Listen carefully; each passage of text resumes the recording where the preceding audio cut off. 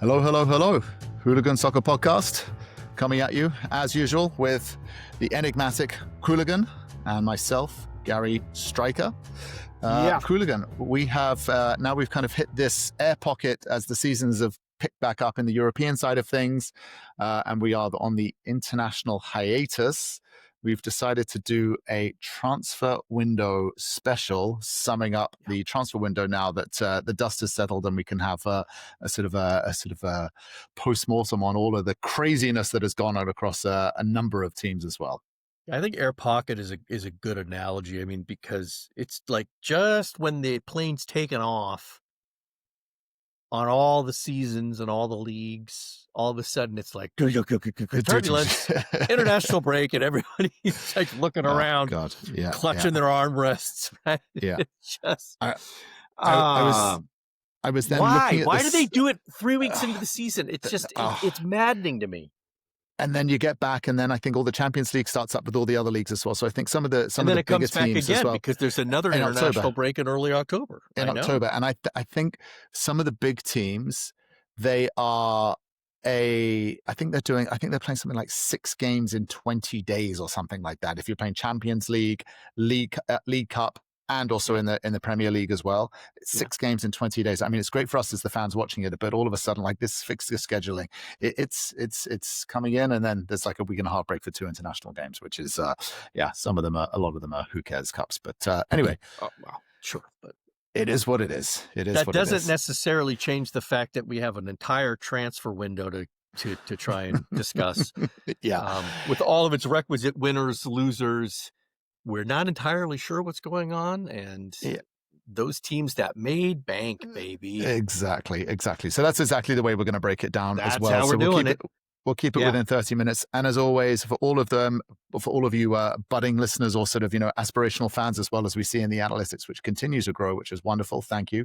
Hooligan-soccer.com. You can see the Qooligans' musings as well as a number of other contributors. Sometimes my quill comes out and sort of ink a few, but we're sort of busy and spread across the word. But yeah, that's where you can find all of those musings across all the socials. And as always, like, follow, subscribe. It really helps us in terms of the algorithms being discovered and those kind of things as well. So yes. Love us, please. All right. Qooligan, you broke it down really, really well, I thought, in the articles about the transfer window winners. And I will just say, I just want to say how magnanimous you have been in putting my beloved Chelsea in the winners category. Oh, it hurt me. It hurt me so bad. You have no idea how difficult it was for me to adopt a mean of professionalism and objectivity in such a regard. I am truly in awe of my own self. No, listen, facts are facts. Chelsea, I think they won it. They were, they're a few, obviously a few bumps aside. I think Chelsea, by any real measuring stick, came out the best out of all the clubs. And what would be those measuring sticks by your sort of Qooligan-ness? What would you say? I mean, there's money, right? How did the team end up on the balance sheet? There's looking at the signings that they made and trying to objectify them in terms of quality by going back and looking at their previous stats by, things like that. And sometimes it's just about, it's the gut. It's the pure gut. In some cases it's, did they miss any? Like, did they really make big plays and fail? And in those regards, Chelsea did great. They were lucky in some sense. They had a Club World Cup. They had a special extra transfer window at their disposal. This is true. And they used it really well. And I think that's the thing, right? I mean, they had that brief transfer window right at the end of May and early June in order to come into the Club World Cup. And boy, did they nail it. I mean, they went fast, they went hard, and they got amazing signings that had immediate impact. So, I mean, sure. And when you have such a strong lead, you kind of maintain it. And even though they didn't get rid of all the players that I think they should have, they did get rid of a ton of players. I mean, they had 30 players. Yeah. Right? Got loaned out, sold, freed, off the books. Yeah. It's a hell of a lot. Also speaks to how big their roster was to begin with. Probably should have needed trimming. That's definitely true. Yeah. I mean, I think definitely the signing of the window, or the first window, or sort of, if you look at all of them, was João Pedro by the looks of it. I mean, he 100%. He made his money back just in those two Club World Cup games, in the semi-final against Fluminense, and then the final against, and then scoring. And then even now, if we look into it, in his career, I think he's 6 games, 6 goals, assists. I think it's like 4 goals and 2 assists as well. So already just what an impact player. And also, if you look at, if you size him up, I think the fee, I think you mentioned in your article, it's somewhere in the region of about 40 or 55-ish million dollars. So I think it was somewhere in that category. Oh, for Pedro? No, he's much higher than that. No, was he's he in high? the 70. Was he in the 60? Oh, yeah. No, he's in the 70 million. Okay. He was 60 million quid, which is approximately 74 million US dollars. Okay, so if he's about 74 million US, but then if you look at that and then compare that to some of the other strikers like Gyökeres, for example, or someone like that as well, it's just in terms of the impact and hitting the ground running, or even a Florian Wirtz, which I would probably say they are kind of comparable positions in a way. Florian Wirtz was pretty much nearly double that, which just goes to show again. Save the hating on Liverpool for later. We're gonna get into that, but you are right. But also, and this is a critical point, he has had more time than others. So, this may not all work out in the end, but certainly in terms of, I mean, he didn't have a lot of time when they plucked him off the beach of Rio. I mean, and literally he was on a beach in Rio when he got a phone call. He was on a plane later that day. He was in the Chelsea camp and he started and he got on the pitch like 2 days later. Yeah. And from Rio scored a to goal. Miami and to New York. And did it. Thanks. Yeah. No, he didn't have any problem there, right? Making that adjustment. And those who had watched him at Brighton, everybody knew that he had something, and yet he never really stepped up to that level. It was almost as if he needed to have that confidence boost of somebody coming by, patting him on the shoulder and whispering in his ear, "Yeah, you're the man." And then all of a sudden he just goes, "Oh yeah, I am the man," right? just goes and does it. Now, that really said, Chelsea weren't perfect. Right. I mean, they did offload, Nkunku. They offloaded Madueke, Dewsbury Hall, which I think was smart. João Felix is out. So these are all good. Right. I mean, and for good money. I mean, none of these players they sold, for that little. They made money on all of them.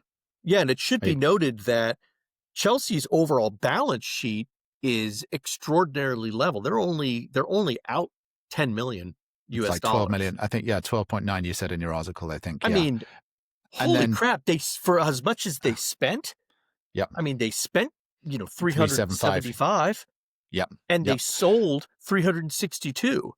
Yeah. That's just, I mean, that, and I don't like using the words good business and Chelsea in the same sentence, but it's true. You can't deny they were very, very, dare I say, mature when it came to their spending. They and for a while it looked like it was way out of whack, and I was really like kind of salivating at the notion of how I could rip into them. But then they got their act together, and I was like, okay, all right. Yeah. I mean, it's very not Todd Bowley. I swear. Gary, I swear that they put Bowley in a gimp suit and a ball gag, and they tied him up somewhere deep in the bowels. Stay out of it. Stay deep in the bowels of the Matthew Harding. Stay out of our business, man. They had to have done that. They had to. And then it's also worth noting as well that they tried to sell Nicholas Jackson to Bayern, and they couldn't get his visa going because he's Senegalese, and they couldn't get his visa down in time. So they ended up doing a loan fee. So there's kind of like a 15 million loan fee with an obligation to pay 60. So there's also a sort of there's another 60 million lurking. So if they'd done that sale, it would have actually been positive to the tune of about 48 million. So it's pretty good. Though, I suspect, Gary, that Bayern will happily pay Chelsea to take him off his hands once they get a sample of once they taste the wares, they're going to be like, oh, no, thank you. You're going to slide the plate back across the table and be like, and they also, check, please. They also bought Luis Diaz as well from Liverpool. So Bayern have now, I know they lost Thomas Müller and they've got Musiala who's injured and he had that horrible ankle injury as well. So they're buying to sort of do a bit of cover there as well. But yeah. And then sure. And maybe Jackson will do great in I mean, I certainly wish him well. Maybe he'll really succeed and find a home there. Maybe. Just sticking on Chelsea, there were two transfers that did, I sort of were head scratchers for me, and even as a Chelsea fan, and it's sort of like, okay, first of all, they signed that Argentinian from Brighton, another one from Brighton, was that Falciando Bonanotte. I know he looks good, but just looking at sort of the depth of roster that they have in those positions, it's sort of like, it seems like you don't need someone in that position. And then also as well, Alejandro Garnacho. And Garnacho strikes me as one of those players. He's going to be one of those Man United bounce players. As soon as they leave United, they come really good and become alive. Probably. And then, I can see in 2 seasons, Real Madrid, Barcelona are going to come in and sort of snap him up for sort of, 90, 100 million, and there will be a profit margin in there as well. And that was that. And then, and to be clear, Buonanotte is on a loan from Leicester. Oh, he's only a loan? They did not buy him. And so interesting. I actually think as a strategy, that was a very smart one. One by Leicester, because they're still down there in the championship. They probably feel that they signed him from Brighton, not Leicester. Didn't they sign him from Brighton, not Leicester? No. Apologies. Yeah. Buonanotte was at Leicester last season. He got relegated down. Now he's over at Chelsea. So, I mean,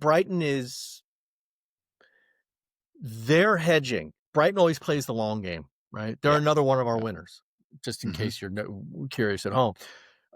Brighton was one of our winners, and mainly because of this sort of savvy strategy that they have of putting these players out, letting them sort of get comfortable in their scenarios, and then selling them for big money later.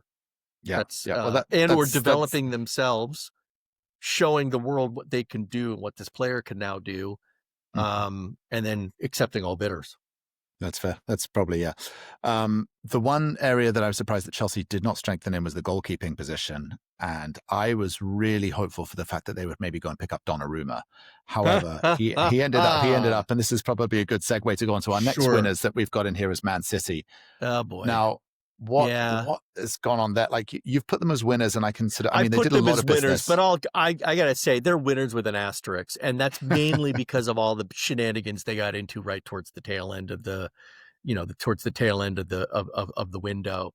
And I think that buying Donnarumma, I mean, that could and probably should have moved them down, maybe not into loser category, but certainly into the jury is going to be out how this all plays. And again, though, Man City purchased real early, right? They got their 3 big signings over with before the Club World Cup.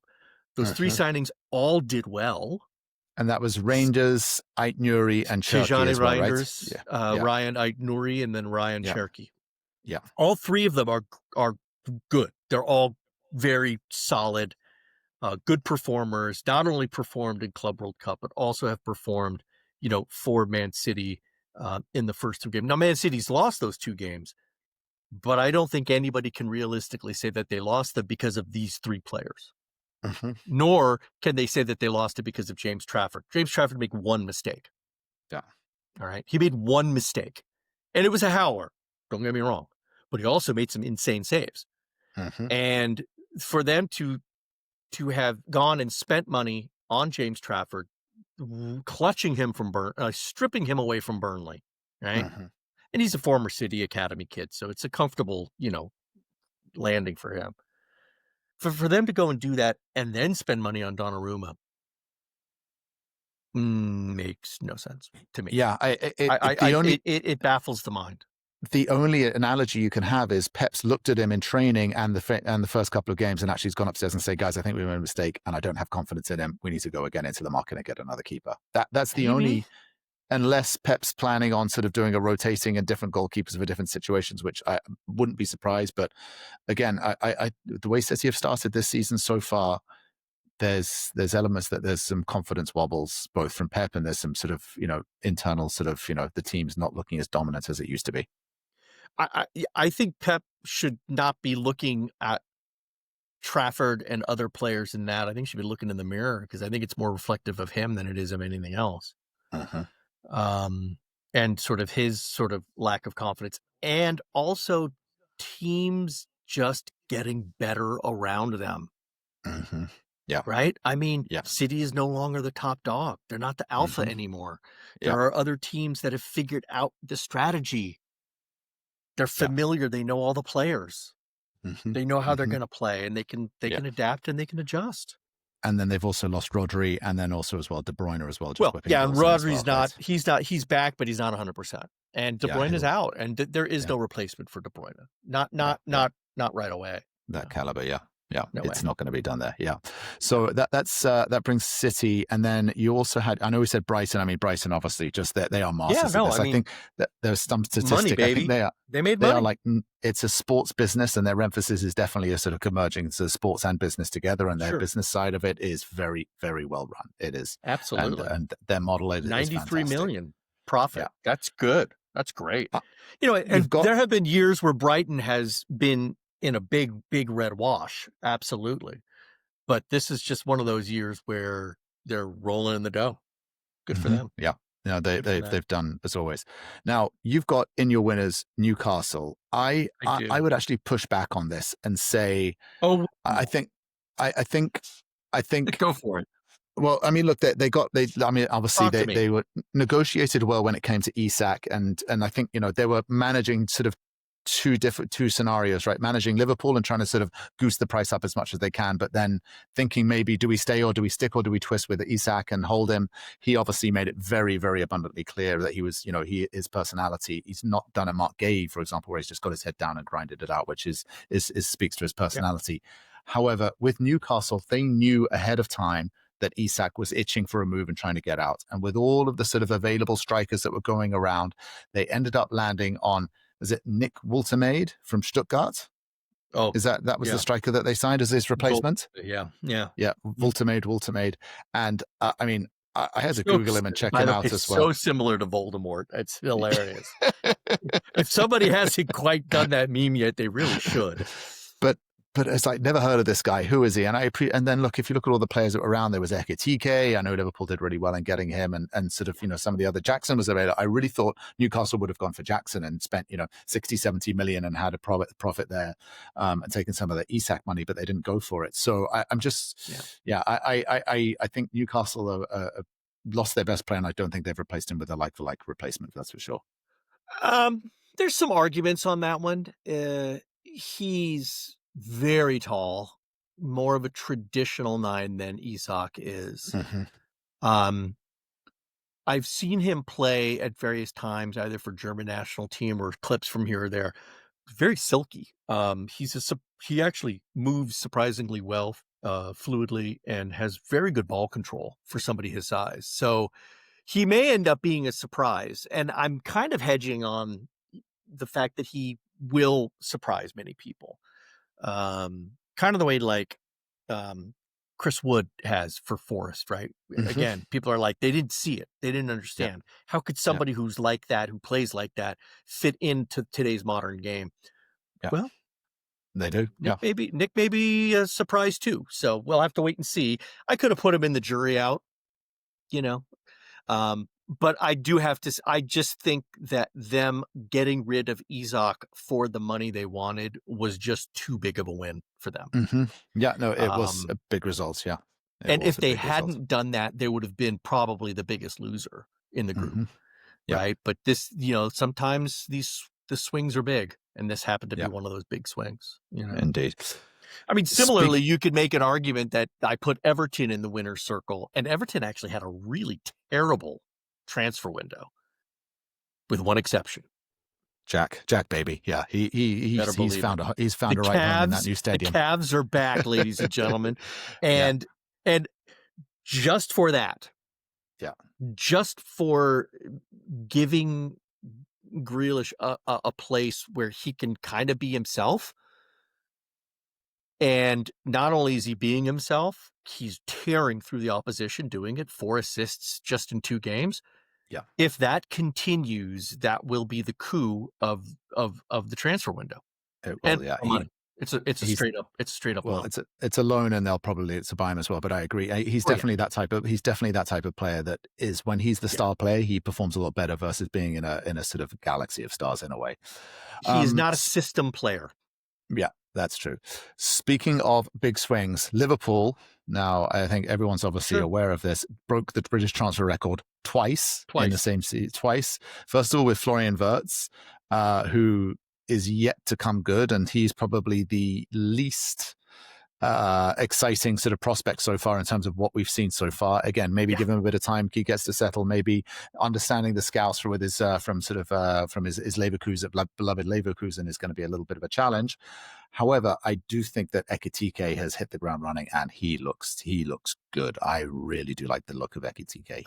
He's fantastic. And here's the thing. I think Liverpool overall lost in this transfer window, and it's not because of Ekitike, who I think, as you said, exceptional, and it's not because of Milos Kerkez, who aside from the fact that he's just sort of he's a pit bull in human form, just goes through everybody, has really adapted into that, is really transformed himself and taken over that left back spot, like so much to the fact that you almost are like, Trent Alexander, who really? I mean, he's sort of pushed aside any lingering ghosts of TAA.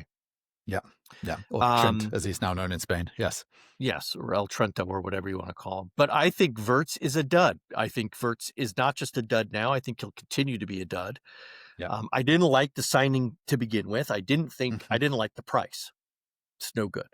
I also think that it was a mistake for them to buy Isak. I know why they did it. I know that they were kind of felt forced to, and there was a lot of other things at play. But to buy Isak after already having incredible success with Ekitike just makes no logical sense to me. And even though Slot loves, he loves rotation and having options. Backups. You don't spend 125 million quid on a backup. It doesn't happen. The other way to think about it as well is what I seem to have noticed is the bright shining star that is Mo Salah, and again, admittedly, we're only 3 games into the season, doesn't seem to be as bright and as shining in a way. And is that just Liverpool's sort of management team planning for the future post Mo Salah in 2 seasons? We know he got a 2-year contract, and it's the dependency on Salah as well to deliver. I mean, bear in mind, when they got rid of Nunez, they got rid of Luis Diaz.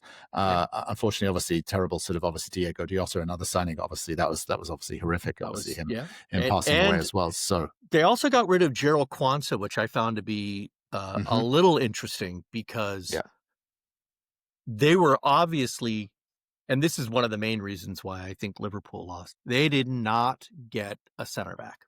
They need a center back, and it's glaringly obvious that they need a center back that is not Ibrahima Konaté. Yes. Right. He looked okay against Arsenal. He did look okay, but those already okay. But those first two games conceded 4 goals. They do look a little bit vulnerable at the back. And he got burned on almost all of those. And and Crystal Palace held firm on Mark Davey. They would not let him go. So that's the big reason. That and the overspending and the other things, in my opinion, make Liverpool a net loser. Now, they've won all 3 games. They're undefeated. They'll probably go on to win the championship. All of that aside the point. Standing by my analysis on that.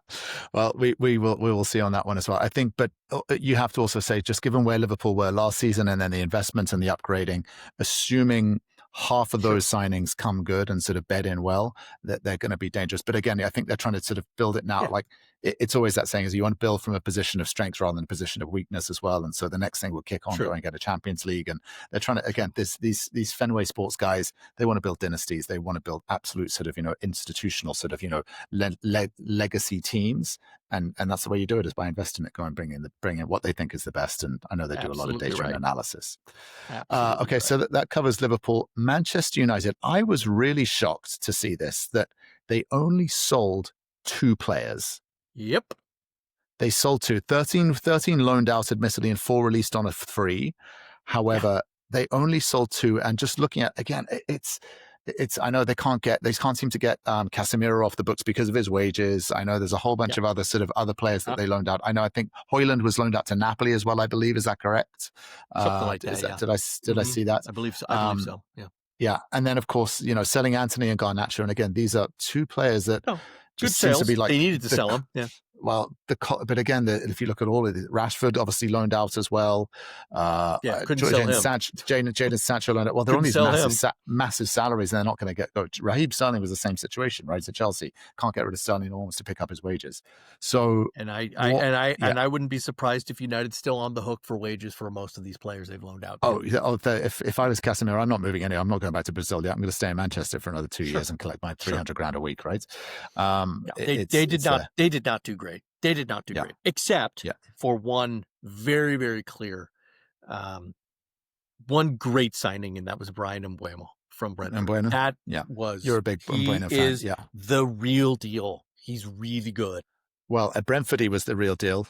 At Brentford, he was really good. And Manchester United, I swear, I think he's commuting into Manchester. He has not drunk the water yet because he must be commuting because he looks just as dangerous and vibrant as he did at Brentford. And he's one of the few bright sparks that they've had. I think Matheus Cunha looked fine.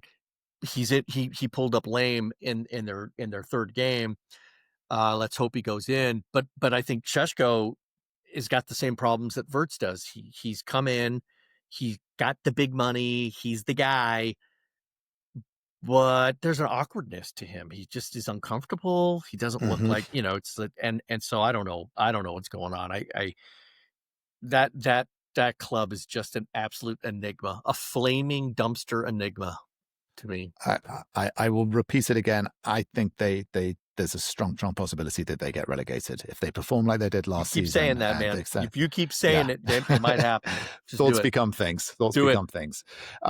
Spurs. I mean, wholesale changes both at the managerial level, bringing in Thomas Frank, fantastic manager. Brilliant, by the way, which manager change did not get taken into account in this analysis, just to be purely, transparent. Manager change is not a part of this. Manager change is not a part of this as well. But if you look at Spurs buying Mohamed Kudus from West Ham, fantastic signing. That was good. That was a good signing. Fantastic signing. I give props. I know they had Eze on the hook and he was close to coming, and then Arsenal swooped in and snatched him. But to then go and pick up Xavi Simons, I think is a good buy. No, I disagree. God, no! He's a second best afterthought. Yeah, at 52 million pounds. No, well, that's it. Yeah, because he came through Barcelona's academy. Is that right? And then he was and he's a Dutch player as well. But he's not for you. He's a Spursy player. No, he is. He's a classic Spursy buy. Just like you hate Tell. All right, you don't like Matthias Tell. You think well. Didn't they sign him? Yeah. This is the window. Yes. They signed him. They did for nearly 40 million. And then they signed him. He was an absolute bust. We could see that from the beginning. I don't know what they were thinking as well. But then they've just released their Have you seen they've released their Champions League squads? He's not even in the Champions League squad. Well, I mean, listen. Spursiness. Thank you. Yeah. Spursiness. Again, transfer window Spursiness. The Kudus is not that. He's a great signing. He's not that good of a signing to overcome everything else that they did wrong. Mm-hmm. He's not. So Spurs, I mean, doing Spursy things as well. Jury's out. Let's go to that one. Arsenal. Well, no, we got to talk about, I mean, we forgot. Well, there's dude, don't go over Fulham, man, because what a debacle. When you take classes in soccer management years to come, this transfer window and how Fulham handled it will be an example of what not to do. Mm-hmm. And I'm going to leave it at that. Yeah. An utter disaster. Absolute disaster. Do you think relegation candidates? They got 3 players in. Yeah. 3 players in. One of them was signed on the last day at the last minute. And I swear I don't think anybody ever heard of the guy. Yeah. They did. Didn't they sign that Chelsea young kid as well, Tariq George? Was it that one? Was that the one you were referring to? No. The signing they had was the signing they had was a guy named Kevin. No, that's it. He's single named. Kevin. Is he Brazilian? From Brazil. Kevin from Brazil. The name's I'm brilliant. not kidding. He's Brazilian. Name's Kevin. And of course, where did they sign him from? Oh yeah, that hotbed of talent, Shakhtar Donetsk. Kevin. I mean, I don't believe anything that comes out of Tony Khan's mouth. All right. Yeah. Not one thing that guy says. And of course, he was talking about how brilliant it was. I'm like, well, there's a disaster. There's your disaster right there. I missed that one. Oh, I missed that one. That's funny. That's very funny. Dude, you can't even write this type of comedy. This type of comedy, I mean, this is gold. It's Kevin from Donetsk. Kevin from Brazil. You broke this article out as well. Jury's out, and you put Arsenal in this category. Now, I'm looking at this. I'm just looking at this on the surface. Negative 341 million. So they've invested absolutely. Now, Eze, I think, as you as a Crystal Palace fan, and you'll just appreciate Eze's fantastic. Yeah, I feel that the other two that you've got on the list here, Gyökeres and Madueke, are busts. I don't think they are superstar. I didn't see Madueke being a bust against Liverpool. I saw him being really. I actually thought he looked good.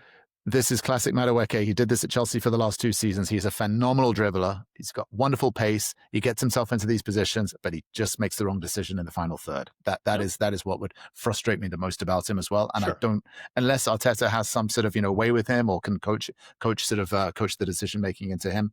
I think he's gonna. I mean, he's a good sort of rotation maybe for Saka, who gets injured, who seems to be suffering with injuries. Well, that's why he's getting the start. He's there as backup. Injury, right? Yeah. And then Eze coming in, and they're kind of similar players, right? They play in those sort of high, wide number 10 positions. So you can see that's where they feel. But it was always with Arsenal. Their defense is fantastic.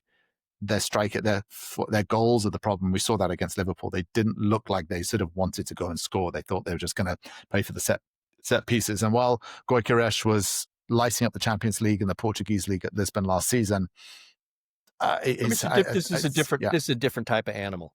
Different level, different. And we'll see how he adjusts. I mean, I think Gyökeres he's got all the bona fides. Let's just see how he adapts. Yeah.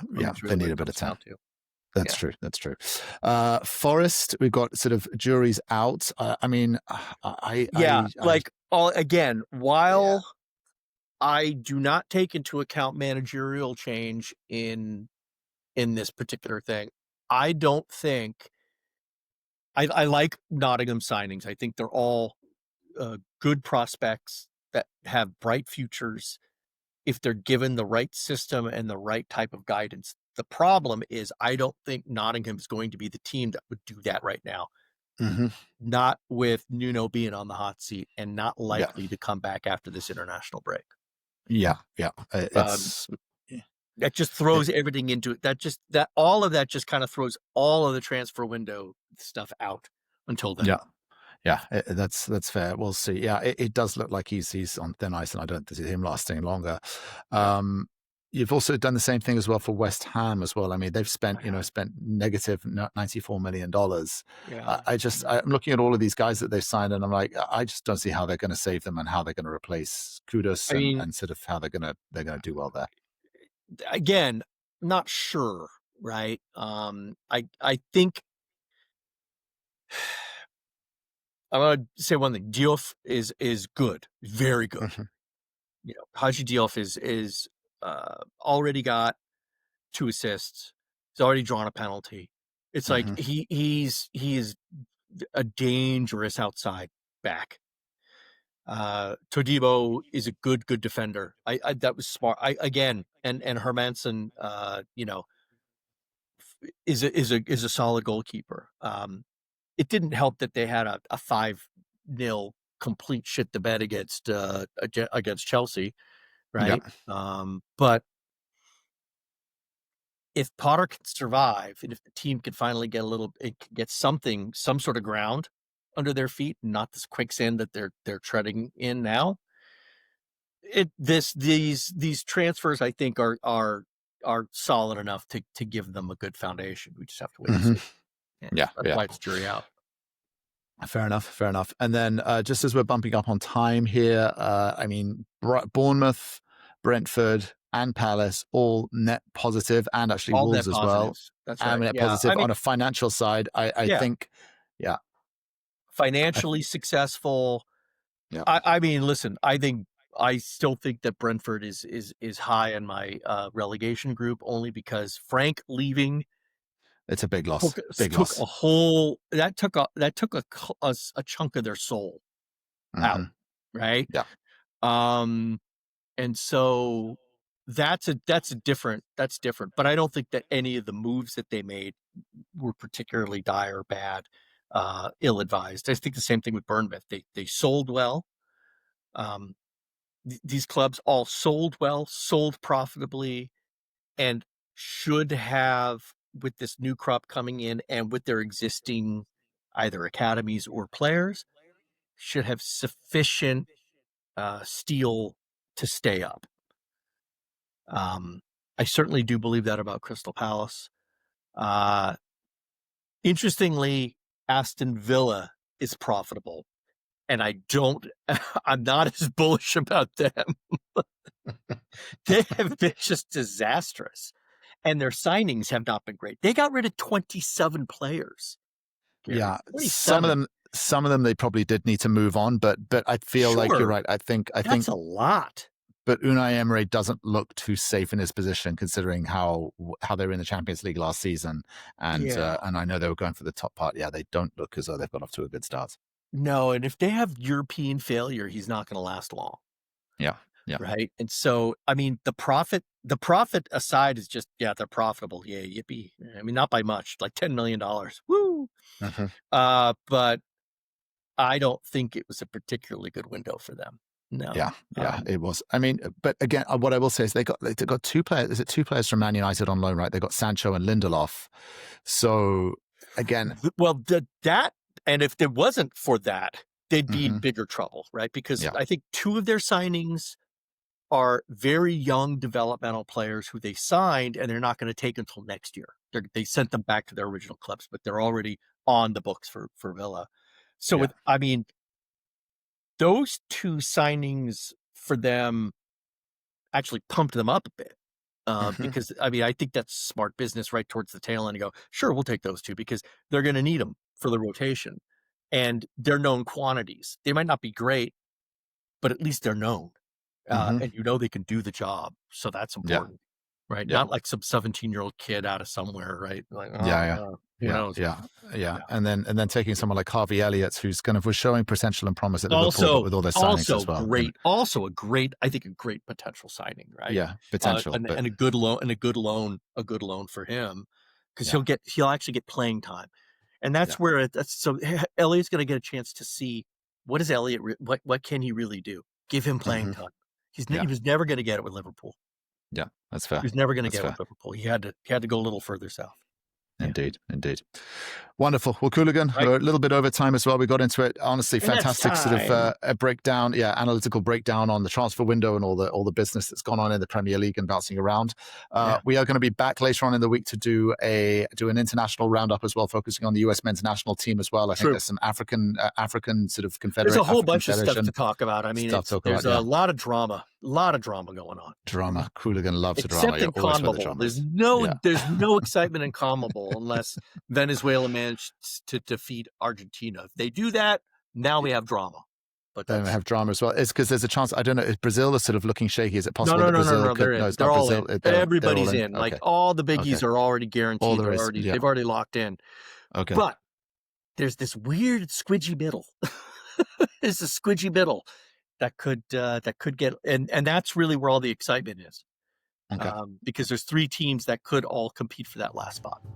Wonderful. Well, Qooligan, thank you very much as always. Good to see you. Good to chat with you as always. Hooligan-soccer.com. Like, follow, subscribe, and we'll be back on Friday. You got it. Thank you. Peace.